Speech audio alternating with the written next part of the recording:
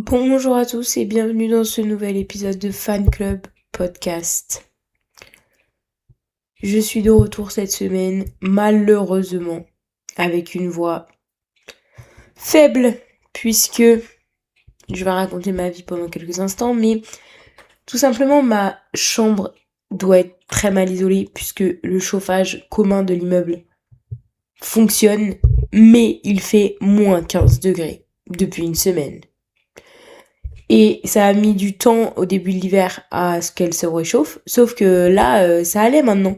Donc moi, je dormais normalement avec un pyjama ok quoi. Je dormais pas en sweat. Sauf que vas-y, je me suis fait avoir. Et donc maintenant, j'ai commencé à me réveiller en plein milieu de la night, toute frigorifiée, à deux doigts de l'hypothermie, obligée de me rajouter des sweats. Donc là maintenant, je suis malade, mais c'est ok. Juste, ma voix doit pas être top pour le podcast, et également ça me fait un peu mal.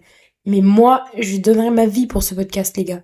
Donc, je vais enregistrer même en étant malade et en ayant mal à la voix. Mais c'est ok, parce qu'il y a des gens qui sont bien plus braves que moi, qui participent notamment au JO actuellement. Oui, Jeanne Godard, reine de la transition, je le sais, pas besoin de me le dire à chaque épisode. Reine de la transition, j'ai envie de parler des JO, bien sûr, vu que c'est mon sujet principal de conversation. En vrai, j'aimerais que ça soit plus. Malheureusement, je ne peux pas regarder les JO H24, donc c'est un peu compliqué, quoi. Mais j'ai envie de vous faire un petit récap quand même. Même si je sens que les gens qui écoutent ce podcast ont déjà beaucoup d'informations sur les JO. Mais faisons un petit récap. Faisons un petit retour. Déjà, premièrement, nous sommes, je crois, à l'heure où je vous parle, 7e. J'enregistre ce podcast lundi soir. Donc voilà, il y a tout le temps un petit délai parce que je ne peux pas l'enregistrer last minute à chaque fois. Donc les médailles qu'on va remporter demain, elles ne sont pas prises en compte dans cet épisode. Voilà. Nous sommes donc actuellement 7e et nous avons remporté tellement de médailles depuis le dernier podcast. J'ai besoin d'en reparler. Déjà, commençons par le ski de fond. On a eu, grâce à Mathis Desloges, 3 médailles d'argent. Une pendant le relais, une pendant le 10 km plus 10 km, genre 10 km libre, 10 km classique. Et Mathis a remporté une nouvelle médaille au 10 km libre. Mais, waouh, ce gars est abonné à l'argent. Mais en fait, à chaque fois, je crois que c'est derrière, donc à chaque fois c'est derrière le grand Norvégien que j'ai oublié son nom, il s'appelle genre Kebote ou un truc comme ça. Genre, il y a un K, il y a un B, il y a du E, que il veut. Vous voyez ce que je veux dire. Et au relais, je crois que c'était aussi derrière les Norvégiens. Donc, t'as capté, c'est ok. Les Norvégiens, de toute façon, ils sont imbattables au ski de fond, ils sont trop forts. Déjà, ils se déplacent au ski de fond dans leur pays. Donc, à partir de ce moment-là, moi, j'attends pas de les gagner au JO. Mais franchement, on est tellement une nation de ski de fond. On est tellement une nation de ski, les gars. Parce que, regardez, juste après, ski acrobatique. Perrine Lafont, cette reine, cette resta qui a le bronze. Perrine Lafont, mais les gars, ça doit faire 3e ou 4e JO là. Cette meuf, j'ai l'impression que je m'en souviens quand j'étais toute petite et que je prenais mon petit déj et que je regardais les JO de Pékin. Non, je sais plus où est-ce que c'était, mais vous avez compris, putain. Pardon, j'ai été hyper agressive. Je m'en excuse. Mais du coup, Perrine Lafont, j'ai l'impression qu'elle est là depuis 100 ans. Et elle remporte encore un bronze. Mais vraiment, big up à toi, Perrine. Big up à toi, Pépé. Malheureusement, Perrine a DNF en demi-finale du boss en parallèle. Parce que du coup, elle a eu une médaille au boss classique. Genre, hop, tu dévales ta pente. Mais il y a aussi une autre discipline où, en gros, tu dévales ta pente, mais en même temps que quelqu'un d'autre dévale la pente. Genre, vous êtes deux à côté, quoi. Et là, malheureusement, elle a DNF en demi-finale parce que elle a sorti de la piste. Mais ce qui est fou, c'est que du coup la meuf contre qui elle était en train de descendre, elle s'est cassé la gueule, mais elle a quand même franchi la ligne. Mais du coup, bah peut-être elle aurait franchi la ligne après Payne Lafont, parce qu'elle s'est cassé la gueule quand même, donc ça l'a ralenti. Sauf que, non. Vu que Payne Lafont, elle a DNF, bah voilà. Du coup, la demi-finale, genre de con, quoi, parce que personne n'a réussi, en fait, à vraiment à dévaler la pente. Mais bon, peu importe. Donc voilà. On est également très fort en ski alpin. Enfin, très fort. Bon, calmons-nous. Nous avons une médaille en ski alpin, puisque Roman Miradoli a obtenu la médaille d'argent au Super G, qui était une grosse surprise. Énorme surprise. Personne n'y attendait. Et je me souviens d'ailleurs, la réaction était folle. J'ai vu en live cette médaille et c'était trop bien. Également, j'ai complètement oublié de le dire, mais parlons un petit peu du snowboard. Parce que nous avons parlé du ski, mais le snowboard. Nous avons obtenu une médaille au cross par équipe. Mais au cross par équipe mixte, nous étions 3e. Et je crois que c'était l'un des frères Cholet avec du coup une autre snowboardeuse fille. Et je voulais parler du snowboard aussi parce que on a eu une médaille, mais on aurait failli avoir une autre médaille. Mais on l'a pas eu, malheureusement. On a eu le podium de la loose, comme la FFL, Fédération Française des Losers, l'a si bien tweeté. Puisque au snowboard cross, nous sommes 4e, 5e et 6e. Donc, pour la petite histoire, ces 3 snowboarders, ils ont plusieurs fois, il me semble, été 1, 2, 3e. Et là, ils sont 4, 5, 6. Du coup, c'est un peu terrible. Mais du coup, c'est Bozolo et les frères Cholet. Je crois que c'est Aidan. Je sais pas trop comment ça se prononce. Je suis un peu sceptique. J'imagine que ça serait à l'anglaise Aidan. Bref. Il est très souvent premier. Genre champion du monde et champion olympique, je crois. Et du coup, bah là, un peu deg. Un peu déçu. Mais bon. C'est la vie, on peut pas gagner à tous les coups. Mais par contre, on peut gagner à tous les coups au biathlon, ou presque. Parce que là, j'ai besoin de prendre une énorme respiration pour parler des médailles du biathlon, parce que c'est quand même sensationnel. Julia Simon et Lou Jean Monod sur le 15 km qui font le doublé premier, deuxième, déjà juste ça, c'est excellent. Excellent, voilà, je le dis. Ensuite, on a Océane Michelon sur le 7,5 km sprint qui décroche la médaille d'argent. Donc ça, c'est chez les femmes. Chez les hommes, mais alors les gars, ça les enchaîne puisque on a eu QFM au 10 km sprint, on a eu Emilien Jacquelin au 12,5 km poursuite qui est 2e ou 3e, et Eric Perrault sur les 20 km qui est 2e ou 3e, je m'en souviens plus non plus. Mais QFM, je l'ai pas précisé, mais bien sûr les champions olympiques, bien sûr. Et la semaine dernière, on avait déjà parlé que on avait eu la médaille d'or au relais 4x6, enfin 4x6 km au relais mixte. Donc c'est absolument extraordinaire. Et vous savez que en plus de toutes ces médailles, on a eu une autre médaille puisque enfin Martin Fourcade a obtenu sa 6e médaille. 6e fois champion olympique, mais quel goat, je l'adore. Enfin, continue de faire un peu briller la France. Bah ouais, du coup je crois que c'est le médaillé le plus médaillé des JO d'hiver de l'histoire, je crois. Mais peut-être que c'est une fake news. Du coup, ne redites pas l'info. Et surtout, la team de biathlon, au-delà de, bien sûr, notre cher ami Martin Fourcade, je tenais à leur faire un gros big up, puisque pour l'instant, sur toutes les disciplines de biathlon qui ont été faites, et où on a décerné des médailles, où il y a eu les finales, il y en a qu'une seule où la France n'a pas eu de médaille. C'est-à-dire que sur toutes les autres, pour l'instant, on a des médailles. C'est absolument crazy. C'est complètement fou. Donc voilà. Également sur les autres victoires, bien sûr, nous sommes champions olympiques de danse sur glace. J'ai un peu envie de parler de ce scandale. Bien sûr qu'il y a un scandale, déjà premièrement sur l'équipe de la France, sur notre paire française, qui sont Laurence Baudry-Fournier et Guillaume Cizeron, qui sont au cœur de multiples scandales, on va dire. On va redire le mot scandale. Mais sinon, on a également un autre petit couac qui est arrivé pendant la compétition, puisqu'ils sont champions olympiques de danse sur glace. Pardon, je vais y arriver.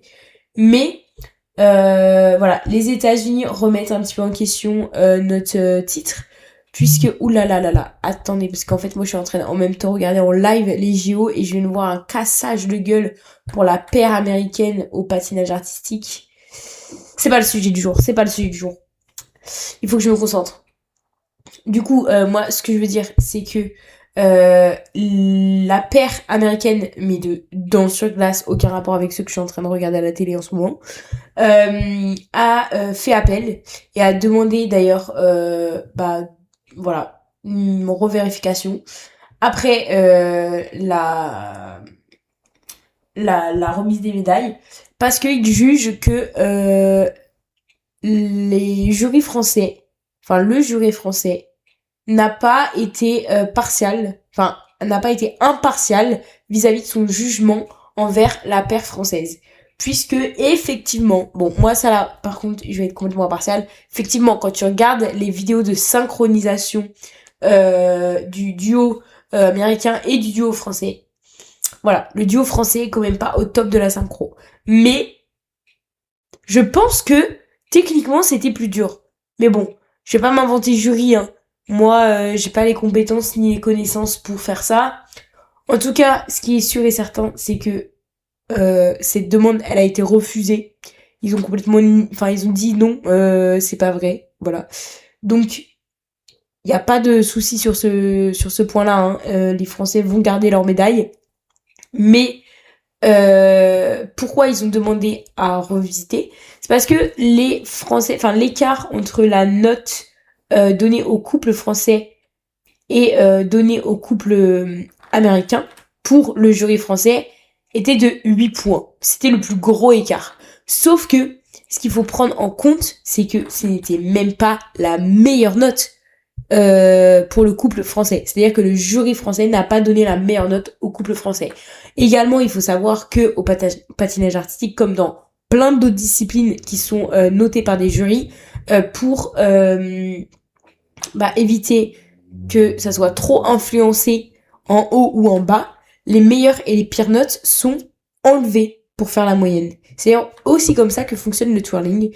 Donc moi, ça me semble être quelque chose qui est complètement normal. Ça permet de recentraliser sur la moyenne pour pas que la note trop haute ou la note trop basse influe sur la moyenne. Donc au final, il n'y a pas eu de souci. Les Français restent champions. Et ça, c'est top. Maintenant, encore au patinage, j'aimerais que l'on parle de notre petit Adam, qui malheureusement est passé à côté d'une médaille. Mais surtout, j'aimerais qu'on parle de ce concours du patinage garçon qui était complètement tragique. Puisque les 4 premiers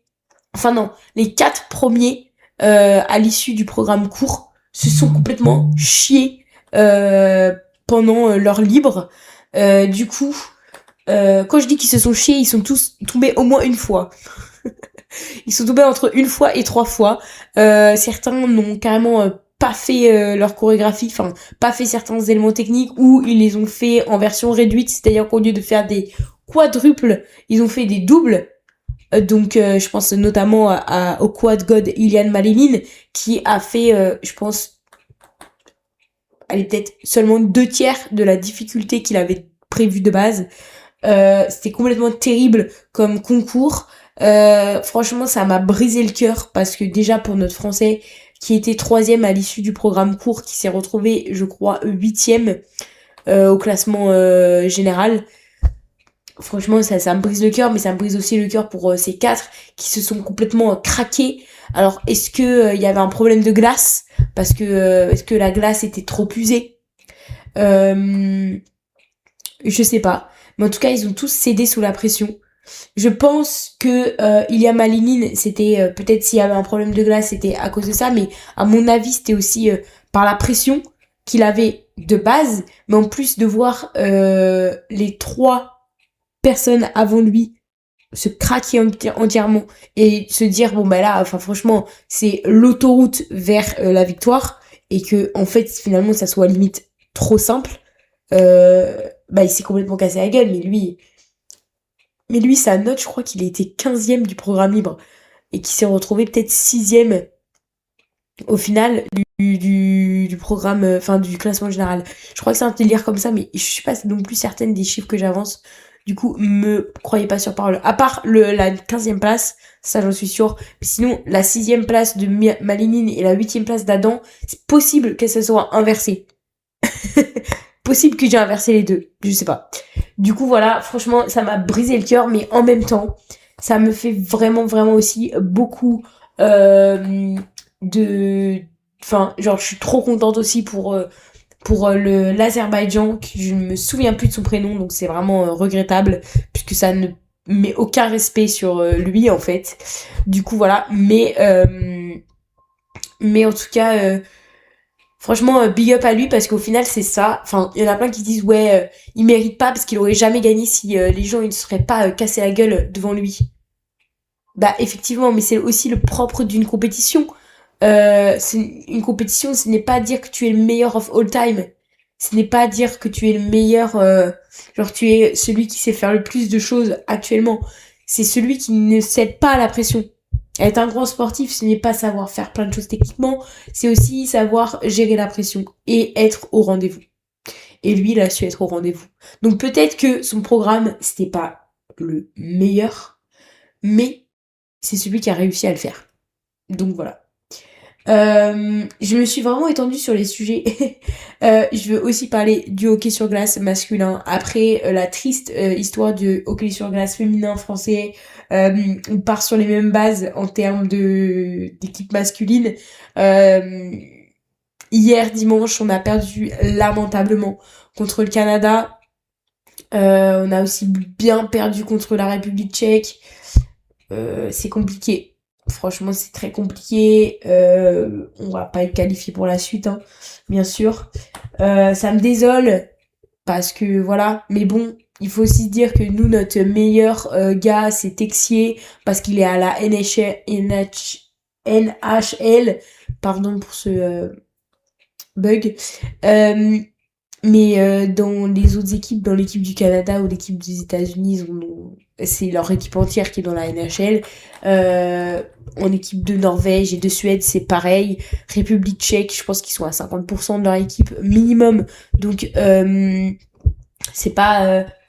Enfin, notre meilleur élément, c'est peut-être le niveau de leur pire. Donc voilà, c'est décevant, mais c'est aussi logique. Le hockey français, on n'est pas bon nécessairement. Déjà, on a été, je crois qu'on n'est plus considéré dans les élites, donc nos championnats du monde, on les fait plus avec les élites, donc c'est complètement terrible. Mais voilà, ça fait un peu du mal à regarder, à les voir en autant de peine, parce que le 10-2 de hier, il était terrible. Mais voilà. Je voulais aussi revenir sur d'autres choses qui se sont passées. Mais peut-être que je vais le faire très rapidement parce que ça fait quand même 18 minutes là que je parle que des JO. Il y a eu une polémique sur une tricherie au curling. Pardon, je viens de baguer. Je m'en excuse. Mais il y a eu une tricherie au curling pendant... Enfin, il y a eu une polémique de tricherie pendant Suède-Canada. Je crois que c'était vendredi. Où les Suédois et les Canadiens ont commencé à s'embrouiller puisque les Suédois ont accusé les Canadiens de tricher et de pousser genre la pierre après la ligne avec son doigt. Ils ont commencé à s'embrouiller, ils ont commencé à dire mais si, mais tu verras, je vais te montrer des images après la rencontre, tu vas voir que t'as poussé et tout 2 fois, machin. Comme les Suédois ont porté réclamation auprès des arbitres, les arbitres se sont placés devant la ligne pendant 3 manches pour savoir si c'était le cas ou pas. Bien sûr, ce n'était pas le cas, mais bon, en même temps, j'imagine que quand tu sais que t'as des arbitres qui sont en train de te regarder, tu fais attention. Donc au final, voilà.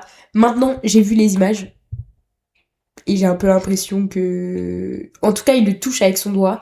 Ce que j'arrive pas trop à déterminer, c'est à quel moment on considère que la ligne, elle est passée. Est-ce que c'est une fois que la pierre, elle est entièrement passée la ligne, ou à partir du début, quoi. Genre, partir du début où elle commence à franchir la ligne, là, c'est plus autorisé de la toucher. Bon, bah, si c'est ça, la règle, il y a eu triche. Voilà, je le dis. Parce que franchement, les images au ralenti, elles sont plutôt claires et nettes. Voilà. Donc ça, c'est le premier truc. Mais en tout cas, moi, j'adore ce genre de débat. Ça me fait grave rire. Pas. Les gars, je suis trop désolée, je fais que de bailler. Je fais que de bailler, mais bon, il est 22h01. Je crois que je suis en hypoglycémie, donc il y a rien de mon côté, quoi. Mais en tout cas, c'est un peu gaulerie de l'extérieur. En vrai, je pense que la France serait impliquée dans ce débat. Je serais... Franchement, je prendrais le truc bien plus à cœur et je serais énervée. Voilà. Je voulais également faire une petite mention à notre chère Yata ou Yota, je sais pas trop comment ça se prononce, qui est une néerlandaise qui a brisé le record en je crois 500 mètres ou 100 mètres patinage de vitesse. Donc c'est une néerlandaise et malheureusement cette néerlandaise, après avoir été médaillée olympique, championne olympique, hein, et même tenante du nouveau record olympique, on l'a dit, on la prénomme encore comme Jake Paul's girlfriend. C'est terrible. C'est absolument terrible, les gars. Moi, je ne comprends pas comment ça se fait. En fait, les gars, vous avez pas un peu honte là en 2026? Surtout Jake Paul, enfin frère, c'est la honte ce gars. C'est trop la honte que ce soit lui ton boyfriend. Bon après, voilà, c'est ses choix, hein, mais voilà, je sais pas, t'es médaillé olympique, t'es olympique record holder, et là on commence à te parler de fucking ton boyfriend. Mais apprenez mon nom, mettez-le en grand, gravez-le dans l'or, et arrêtez de me dire que je suis la girlfriend de Jake Paul. C'est trop la honte, les gars. Moi, je trouve que c'est trop la honte. Franchement, les médias, vous abusez. J'ai envie de tous vous casser la gueule. Voilà. J'ai également envie de parler de Vladislav, qui est un athlète ukrainien et qui a malheureusement été disqualifié des Jeux Olympiques puisqu'il avait décidé de mettre sur son casque des photos de sportifs ukrainiens qui sont malheureusement décédés pendant la guerre.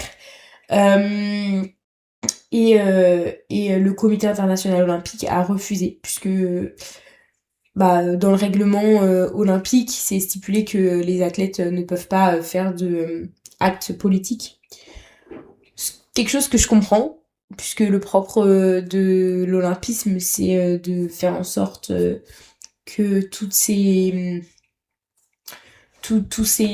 actes et tous ces mal-être qui se passent dans le monde soient complètement affranchis et qu'on soit juste en train de être en compétition de manière plus bienveillante et au-delà de tous ces propos.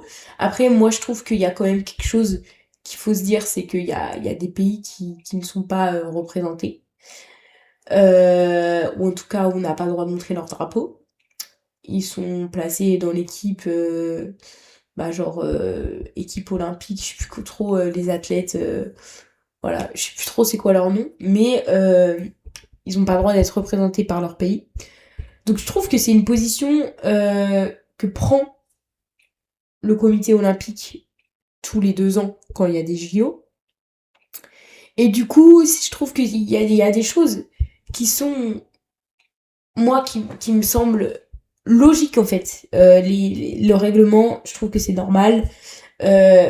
Interdire à certains pays, je trouve que c'est normal. Mais en même temps, je me demande si c'est pas contradictoire. Donc voilà, c'est une question en suspension. N'hésitez pas à me donner votre avis sur ce questionnement. Mais bon, voilà, du coup, dû à ce règlement, malheureusement, sportif ukrainien a été disqualifié. Bien sûr, il n'a pas été disqualifié comme ça. Hein. Le comité olympique lui a demandé s'il préférait concourir sans son casque ou bien être disqualifié. Et il a choisi la disqualification. Voilà. Bien sûr que je voudrais parler d'une anecdote un peu plus réjouissante quand même, puisque cette semaine, le Brésilien Lucas Peñeiro Braten a remporté l'épreuve du slalom géant. Et il donne donc la première médaille d'olympique d'hiver pour le Brésil, mais également pour l'Amérique du Sud. Donc c'est tout un continent qui vient de recevoir pour la première fois sa première médaille, et en plus elle est en fucking or en fait. C'est une putain de médaille de gold. Donc c'est trop stylé. Donc bravo à toi, mon petit Lucas. Franchement, ça doit tellement faire plaisir à tout le Brésil, mais à toute l'Amérique du Sud. C'est vrai qu'on n'y pense pas, mais en fait, c'est compliqué, je crois, de faire des sports d'hiver là-bas.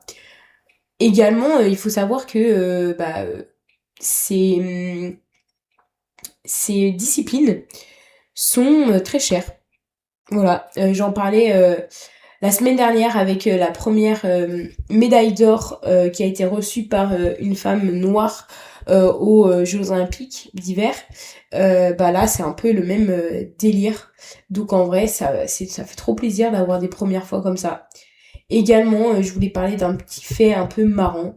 Il n'y a plus de capotes au village olympique. Voilà, il y avait 10 000 capotes qui ont été prévues et elles ont toutes été dépensées par nos putains d'athlètes qui font que baiser. Et les gars, c'est un truc qui me fascine. C'est vraiment prom de un truc qui me fascine. On en avait déjà parlé pendant Paris 2024 parce que je crois qu'ils avaient mis le plus de capotes à disposition dans un village olympique de l'histoire à Paris. Et là, visiblement, il n'y en a pas eu assez, du coup. Mais en fait, c'est un truc qui me fascine de fou. Parce que vous vous rendez compte que les gars, ils sont en train de vivre leur truc de leur vie, quoi. La compète de leur vie. Et ils sont tous en train de se la foutre toute la nuit, quoi. Et même peut-être toute la journée, on n'en sait pas, pour les plus coquins d'entre eux. Donc, moi, je suis en train de me dire, j'ai envie de savoir ce qui se passe. J'ai envie de savoir si ces gens, ils font partie du même pays, s'ils font partie des mêmes disciplines. Est-ce qu'ils sont rivaux? Genre, je sais pas. Est-ce que, par exemple, là, je suis en train de regarder un couple de Japonais faire du patinage artistique. Est-ce que le mec, il est pas en train de baiser quelqu'un contre qui il est? Genre, peut-être qu'il est en train de baiser la meuf ou le mec de la paire chinoise contre qui il est en train de concourir. Mais moi, j'ai besoin de savoir ça. Genre là, je suis désolée, peut-être c'est trop du voyeurisme, je sais pas, mais moi, c'est le genre de gossip, c'est le genre de croustille que je kiffe. Là, moi, j'ai envie de savoir. J'ai envie de savoir. C'est comme j'adore savoir si les pairs au patinage artistique, ils sont ensemble ou pas. Voilà. Alors peut-être que c'est immature de ma part. Peut-être. Mais franchement, je m'en fous. Moi, déjà là, je suis... Au vu de ma sensation corporelle, je sais que je suis en hypoglycémie. Donc là, je suis unhinged dans mon discours. Et je vous le dis que c'est des informations que j'aime savoir. C'est quelque chose que j'aime... Des informations vraiment que j'aime savoir. Maintenant, passons au deuxième sujet, parce que ça fait quand même 28 minutes que je suis en train de pas poster. Donc passons au deuxième sujet, le tournoi des 6 nations. Whoa, oh, oh. Bon les gars, c'est bon, le petit jingle est passé. Sachez que pendant cette courte pause, j'en ai profité pour me resucrer. Donc pas de panique, normalement, je ne vais pas mourir à la fin de ce podcast. Bref. J'aimerais donc parler du tournoi des 6 nations. 2 victoires écrasantes pour la France dans ces 2 derniers week-ends, avec une victoire 36-14 contre l'Irlande et 54-12 ce week-end contre le Pays de Galles.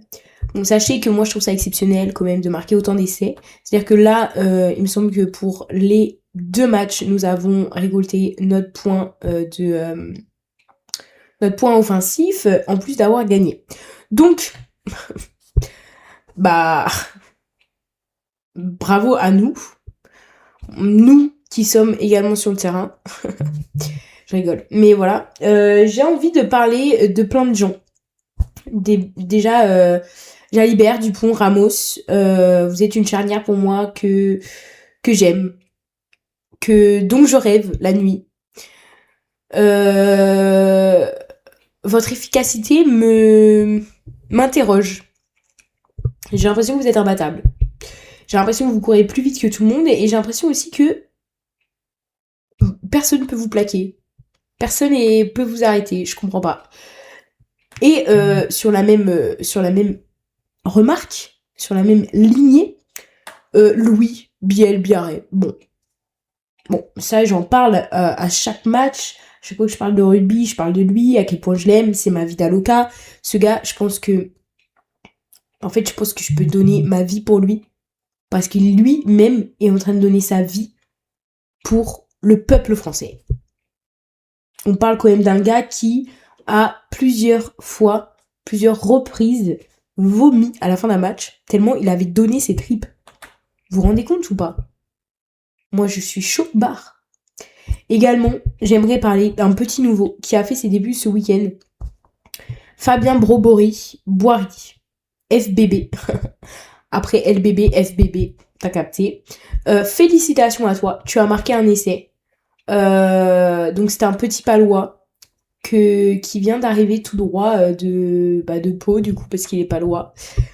Mais il est arrivé dans la sélection, donc ce week-end, c'était sa première fois. Écoutez, j'espère le revoir parce que je l'ai adoré. Tout simplement, il a 20 piges, il me semble. Et il a entièrement sa place dans le 15. Donc voilà. J'espère le revoir, notamment dans les prochains matchs et peut-être même contre l'Italie dans 2 semaines, il me semble. Voilà. Parlons donc un petit peu de la suite. Peut-être même juste des autres équipes. Donc l'Irlande n'a pas gagné de beaucoup face à l'Italie ce week-end, 20-13, donc c'est quand même un peu léger. Je pense qu'ils n'ont pas, même c'est sûr, ils n'ont pas le point offensif. Donc ils restent quand même bien à la traîne après leur défaite contre nous. L'Angleterre qui avait qui avait gagné contre le Pays de Galles la semaine dernière 48-7. Donc quand même une grosse victoire, a perdu contre l'Écosse ce week-end 31-20. Donc c'est quand même de très bon augure parce que l'Angleterre a perdu contre une petite nation. Et l'Irlande n'a pas gagné de beaucoup face à cette petite nation. Donc, moi, avec mes 2 victoires en tant que Française, je suis plus que réjouie de voir ça. Sachez que du coup, nous avons 2 victoires. Le Pays de Galles a 2 défaites et le reste a 1 victoire et 1 défaite. Donc, c'est quand même assez équilibré. Après, c'est souvent comme ça à l'issue de la 2e journée. Hein.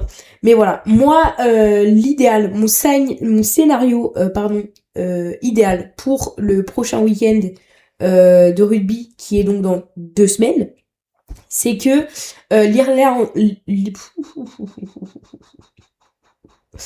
Bon, j'arrive pas trop à parler. Mais que l'Irlande gagne contre l'Angleterre. Pourquoi? Voici mon raisonnement. C'est que si l'Irlande gagne contre l'Angleterre, ça veut dire que l'Angleterre sera au plus bas quand ils vont jouer contre nous. Voilà, tout simplement. Il faut leur saper le moral en fait, voilà. Et aussi parce que du coup on sait pas encore si on peut gagner contre l'Angleterre, alors qu'on sait qu'on a gagné contre l'Irlande. Du coup voilà, ça permet de faire perdre l'Angleterre dans un match contre une grosse nation entre guillemets. Voilà, et pour l'autre match qui est Pays de Galles contre l'Écosse, j'aimerais que le Pays de Galles gagne pour un peu équilibrer le ratio entre Pays de Galles et Écosse. Comme ça, ils sont tous à 2 défaites et 1 victoire. Et puis, nous gagne contre l'Italie. Comme ça, l'Italie aussi sera à 2 défaites contre 1 victoire. Donc comme ça, les 3 nuls ils seront les 3 nuls. Pardon, je m'embole, je m'emporte un peu, je m'emballe. Désolée, mais voilà, les 3 moins forts historiquement auront tous 2 défaites et une victoire, ce qui sera parfait puisque nous de notre côté on aura 3 victoires et que l'Irlande aura 2 victoires et l'Angleterre une seule. Donc ça serait pour moi vraiment le scénario idéal. Puisque moi, mon scénario idéal, c'est que on fasse un grand chelem et que l'Irlande soit deuxième. Voilà. Donc c'est à peu près tout ce que j'avais à dire. J'espère que tout ce scénario va se passer parce que c'est non seulement mon best case scénario, mais c'est legit ce que je pense qu'il va se passer. Donc voilà. Après, moi, je suis pas une meuf qui met des scores. Donc je suis pas capable de vous faire un petit pronostic scoré, mais c'est mon pronostic de fin de match. Voilà. Je suis pas non plus capable de savoir qui va avoir des bonus offensifs ou défensifs. Hein. Donc voilà, je sais pas de combien ils vont gagner et comment. Donc voilà, il n'y a pas plus d'informations, juste je vous le dis comme ça. Je vous le dis comme ça vient. Donc voilà. Maintenant, complètement autre sujet, puisque j'ai envie de partir du sport, j'ai envie de parler de quelque chose que j'ai beaucoup aimé. Sachez que Théodora a sorti une musique il y a 10 jours, ainsi qu'un clip pour cette musique qui s'appelle Des Mythos. Son clip a été réalisé par elle-même et Melchior Leroux, avec qui elle a déjà collaboré sur d'autres clips de son album BBL, Big Boss Lady. Je suis pas sûre que ça soit vraiment ça la... Bon bref, peu importe.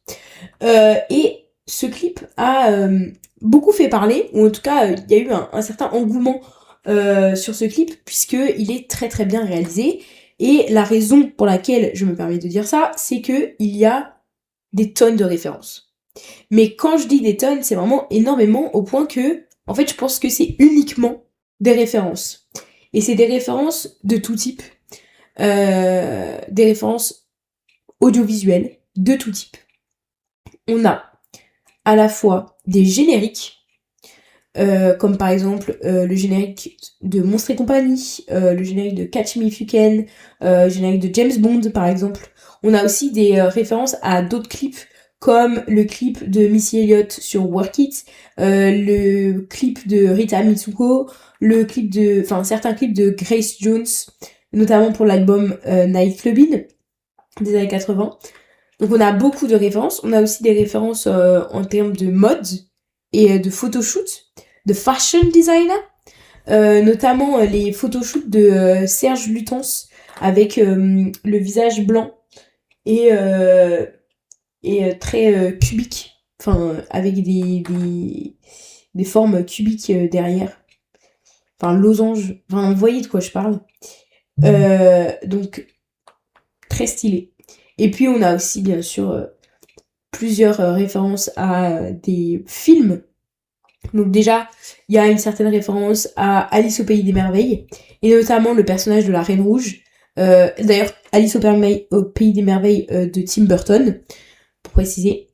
Et du coup, plutôt la Reine Rouge, puisque donc elle a encore ce visage blanc, et à la fin du clip, elle a la tête coupée, comme dans du coup le film. Donc ça rappelle vraiment ce personnage. Et puis il y a une très très forte influence du monde de Michel Oslo, qui est la personne derrière les grands films que sont Prince et Princesse, Azur et Asmar, et Kirikou et la sorcière. Écoutez, ça pour moi je trouvais que c'était les références les plus évidentes, parce que je pense que la direction artistique générale du clip est quand même très orientée sur les références de Michel Oslo, et aussi parce que finalement c'est, je pense, les références les plus connues de celles qu'on a dit. Je pense qu'il y a les James Bond, les Monstres et compagnie qui sont très très connus aussi, mais qui sont moins évidentes à déceler, parce qu'elles sont moins tu les mets en parallèle, tu vois l'inspiration, mais quand tu vois sans le parallèle le clip, tu te dis pas ça c'est le générique de Monstres et compagnie, bien sûr. Alors que franchement, Kirikou et la sorcière, tu le vois de fou. Il y a l'arbre et tout et tout. Donc franchement, j'ai été impressionnée par tout le travail qui a été fait. Et vraiment, ça me fait dire que Théodora, c'est une artiste. Franchement, c'est une artiste à l'américaine, dans le sens où les Américains, dans leur monde, dans leur univers, ils sont comme ça. Ils sont all-in. Il y a des détails, il y a des rêves, c'est travaillé en fait. Il y a une idée derrière tous les projets qu'ils font. Et des fois, moi, j'ai l'impression que certains artistes français, c'est moins le cas. Ou en tout cas, c'est le cas, mais c'est moins fun à déficeler. Et là, je trouve qu'il y a une nouvelle génération, et particulièrement d'artistes féminines, hein.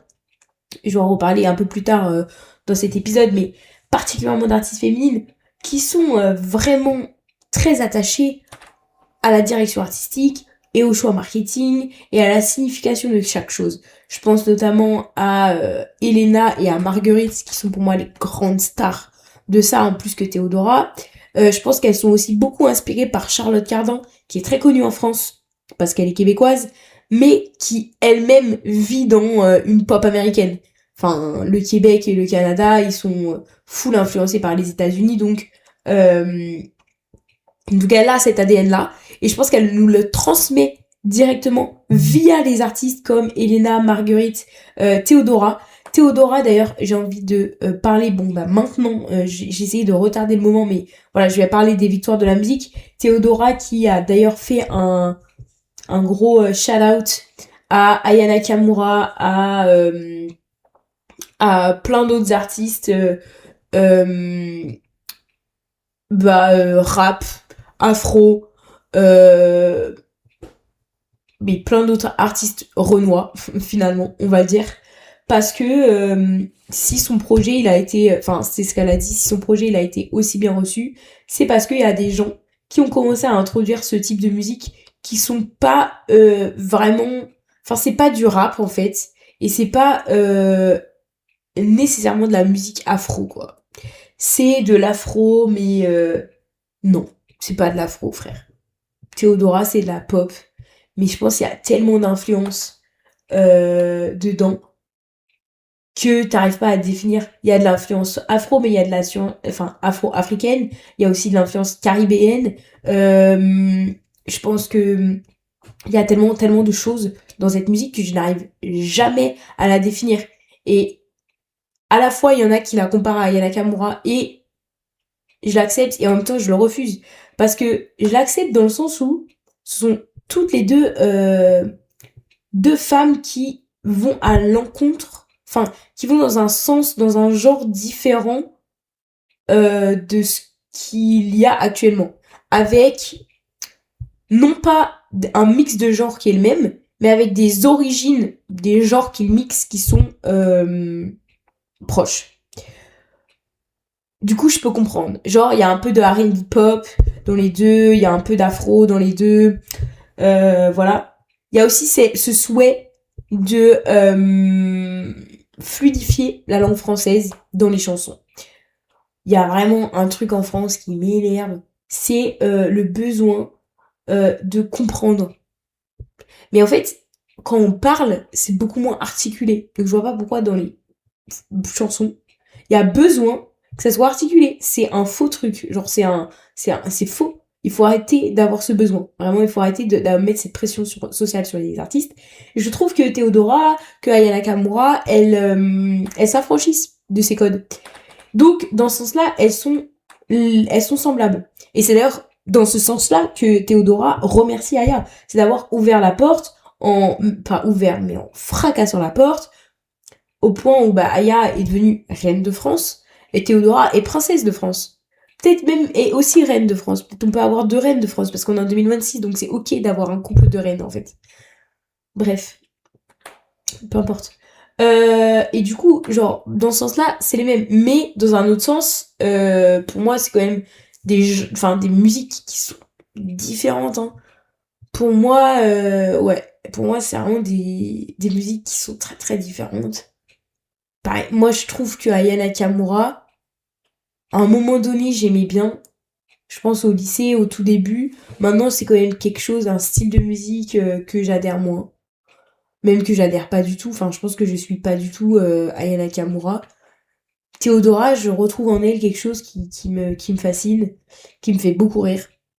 Il y a tellement d'ironie dans ce qu'elle dit, et en même temps de sincérité avec les oiseaux rares, avec pourtant suis-je passionné au point de perdre le sommeil. Enfin bref. Du coup, ouais, je sais pas. Pour moi, c'est quand même deux types de musique complètement différents. Mais en tout cas, props to Théodora de les remercier. Whoa, oh, oh, Et d'ailleurs, je reviens sur un autre pitch de Théodora quand elle a reçu l'une de ses victoires de la musique. Elle a remercié toutes les révélations françaises et toutes les nouvelles artistes françaises actuelles, en citant notamment Mickey et Marguerite. Et c'est les seuls qu'elle a cités. Et ensuite, dans un live après les victoires, elle a remercié Mickey et Marguerite et elle a ajouté mais je dis pas merci aux gens qui me copient. Et tout le monde l'a interprété comme un clash à Elena. Alors, pourquoi? Parce que déjà, Elena était dans cette catégorie et elle ne l'a pas citée. Donc du coup, bon, on imagine que elle va... Enfin, elle a dit, et je dis pas merci aux gens qui me copient, bah du coup, c'est des gens qu'elle a pas remerciés juste avant, quoi. Donc ça peut être Elena. Et notamment, en fait, le clip de Capuche d'Elena est sorti et il y a une certaine vibe un petit peu aussi Kirikou et la sorcière. Un petit peu dans cette vibe-là. Le truc, c'est que moi, je suis pas pour qu'on s'embrouille comme ça. Mais je ne suis pas pour non plus que on se copie comme ça. Donc je suis un peu mitigée. Également, là où je comprends pas trop, c'est que j'ai regardé les dates des sorties des clips. Et vraiment, celui d'Elena est sorti avant celui de Théodora. Du coup, j'arrive pas trop à comprendre. Voilà. Surtout que même s'ils étaient sortis du coup le même jour, en fait, il y a aucun moyen pour que ça soit du copiage. Parce que... Et même à une semaine d'écart, en fait. Genre, le temps de production d'un clip est vraiment énorme. Tu peux mettre une semaine pour le faire, quoi. Donc, bon. À mon avis, c'était pas une référence à Elena. Ou en tout cas, je ne l'espère pas, parce que si c'est une ref à Elena, je trouve que c'est un peu puéril. Enfin, il faut aller au-dessus, et sachant que c'est, comme je l'ai dit, c'est presque sûr que ce n'est pas fait exprès. Enfin, c'est sûr que ce n'est pas fait exprès. Bref. Sinon, au-delà de tout voilà, ce petit clash aux victoires de la musique, il y a eu quand même très bonnes choses. Bon, voilà, j'ai parlé de Théodora. Théodora avait le record de nomination pour cette édition avec 5. C'est également la seule à avoir reçu plusieurs récompenses. Elle en a reçu 4 sur ses 5 nominations. Elle a reçu donc Révélation féminine. Elle a reçu Révélation de la scène. Création audiovisuelle pour le clip de Fashion Designer. Et également, elle a reçu la victoire de l'album de l'année. Donc, elle a quand même reçu des très grosses récompenses. Voilà. Je voulais également parler donc de un petit truc. C'est que la révélation masculine a été attribuée à Sam Sauvage. Maintenant, je ne sais pas qui est Sam Sauvage. Mais je ne savais pas non plus qui étaient les autres nommés. Et ça, je l'ai brièvement abordé tout à l'heure en disant que j'étais très impressionnée par le niveau des nouvelles artistes féminines françaises qui incarnaient quelque chose de plus que simplement avoir un univers. Elles avaient un vrai univers. Mais je suis vraiment déçue par les hommes. Et oui, ça ne change pas. Je ne les connais pas. Je ne les connais pas. Alors, je sais que moi aussi j'écoute très peu de musique française et que quand j'en écoute, c'est généralement pas des garçons. Les artistes masculins français sont très forts dans le rap et moi, c'est moins un style de musique que j'écoute. Donc, ça pourrait être la raison pour laquelle je ne les connais pas. Néanmoins, j'ai l'impression que depuis quand même quelques mois, je suis plus au fait avec les grands noms ou les grands nouveaux noms de la scène rap française et ce ne sont pas des gens que j'ai déjà vus. Donc dites-moi si vous avez la même réaction. Dites-moi si c'est simplement parce que les victoires de la musique ne sont toujours pas rendus au stade où ils acceptent de mettre beaucoup de rappeurs dans leur nomination. Parce qu'il y a aussi ça, hein. D'où un peu le scandale autour de la création de la cérémonie des... comment ils appellent ça déjà Ah, putain, j'ai oublié. La cérémonie qui récompense genre les musiques urbaines. Bon, ça c'est hilarant. Créer un concours pour ça. En fait, c'est hilarant et en même temps pas hilarant. Parce qu'en fait, ça voudrait vraiment dire quelque chose. La musique urbaine, bon, pourquoi pas. Mais ça veut rien dire, la musique urbaine. La musique urbaine, je crois que pour ceux qui ont créé cette récompense, c'est la musique qui est faite par des Renois ou bien des Arabes. Ou bien des Maghrébins. En tout cas, qui est pas fait par des gens caucasiens. J'ai l'impression. Donc, ils se permettent ensuite de mettre dans les mêmes catégories des gens qui n'ont aucun rapport ensemble, qui font pas du tout la même musique. Bon, moi je trouve que c'est un peu pas ouf. Mais c'est pas du tout le sujet. Donc, reprenons. Bon, il y a Rocky le chat qui est en train de miauler, donc j'espère qu'il vous dérange pas trop, mais peu importe. Reprenons. Je voulais quand même féliciter Charlotte Cardin pour avoir eu la victoire de l'artiste féminine, Diziz pour la victoire de l'artiste masculin, entièrement mérité, notamment avec Mélodrama, mais aussi plein d'autres projets qu'il a fait cette année. Ce gars, il est là depuis tellement longtemps. Je sais pas si les gens sont tous au courant, mais Diziz, c'est quelqu'un qui est là depuis plus de 20 ans. C'est un rappeur qui a inspiré beaucoup de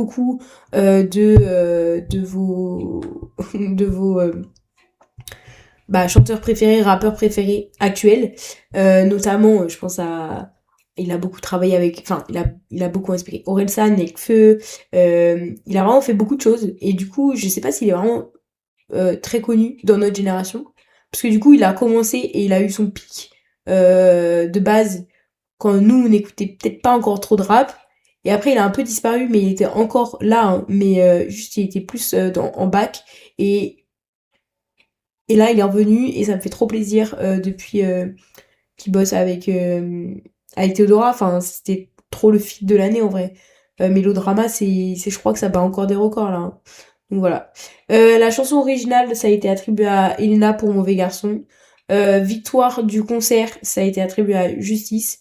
Et la victoire d'honneur a été attribuée à Nana Mouskouri, qui est une chanteuse et politicienne grecque, qui a chanté plus de 1150 chansons, donc quand même c'est pas rien, dans une douzaine de langues différentes. Et elle a également participé à l'Eurovision pour le Luxembourg.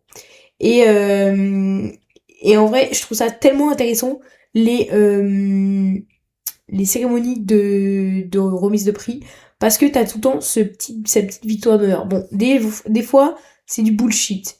Et des fois, on connaît très bien la personne, mais là, pour les victoires de la musique, et en l'occurrence celle-ci, moi, j'ai trouvé que c'était très intelligent, et j'ai trouvé ça très cool, parce que ça m'a permis d'apprendre qui est Nana Mouskouri. Je connaissais son nom, parce que c'est quand même quelqu'un d'assez connu, je pense. Mais ce n'est pas de ma génération, donc je ne savais pas vraiment ce qu'elle avait fait. Et du coup, voilà, j'ai un peu appris ce qu'elle avait fait, j'ai fait une petite recherche après. Je trouvais ça très sympa, moi j'adore avoir ce genre d'informations. Voilà, bon, ça fait beaucoup, ça fait presque 1 heure que je papote là. Pour une meuf qui a commencé en disant que j'avais mal à la gorge, bon, voilà quoi. Mais voilà, je voulais vous dire que cette semaine, il y avait une nouvelle chanson de Marguerite qui allait sortir. Et il y a aussi un nouvel album de The Neighborhood. Et je pense que je vais faire une review la semaine prochaine. Je vais également faire une review de l'album de Charlie XCX qui est sorti dans le cadre de la sortie du film Wuthering Heights que vous connaissez peut-être sous le nom de Hurlevent en français avec Margot Robbie et Jacob Elordi. C'est Charlie XCX qui a fait la BO. L'album est sorti vendredi. Je ne l'ai pas encore écouté parce que je pense que je vais écouter après que je vais aller voir le film et je vais aller voir le film cette semaine. Du coup, je vous ferai une review la semaine prochaine. Je vais également faire une review sur l'album de Nick Jonas, puisque j'ai appris que dans son album, il parlait de son diabète de type 1. Donc, bien sûr, ça m'intéresse. Vous avez bien compris que j'étais diabétique dans cet épisode. Déjà, j'en parle très souvent dans certains épisodes. Mais là, j'en ai reparlé puisque j'étais en hypoglycémie. Peu importe. Donc, il y aura également ces reviews que je vais faire. Et la semaine prochaine, je commence cette fameuse chronique sur Bad Bunny. Donc, voilà, ça sera, je pense, une chronique qui fera 5-10 minutes par épisode. Et qui a pour but de me préparer à son concert. Voilà. Et j'ai déjà prévu plein de petits trucs. J'ai déjà découpé un peu tous les sujets que je voulais aborder. Donc j'ai trop hâte de commencer and tackle everything we need to know about Bad Bunny. Voilà, c'est tout. Je pense que c'est énorme là. J'ai l'impression de jacter depuis 3 ans. Donc je vous laisse. Je vous fais des bisous. Et je vous dis à la semaine prochaine, tout simplement. Ciao!